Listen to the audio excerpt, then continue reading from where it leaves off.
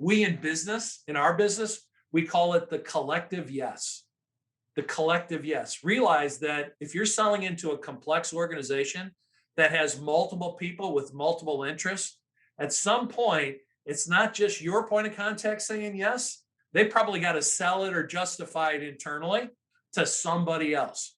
So, Right. what are you doing in that? Establishing your differentiation, reverse engineering to figure out your discovery questions that are not just aimed at this one person, but aimed at the collective yes, which means you probably have to ask a question about their decision process. Yeah. Who besides you will be impacted by this?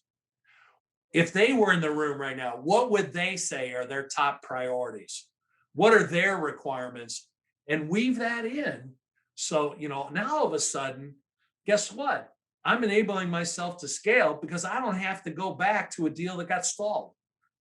Yeah, it just extends this sales cycle. And you mentioned complex. I think it's just even in some simple sales, it's not Yeah. transaction based because you're usually going to have a user, a buyer, and an approver at minimum, usually at any size organization, unless you're startup to startup, and then you're probably bartering anyway. Right, But exactly.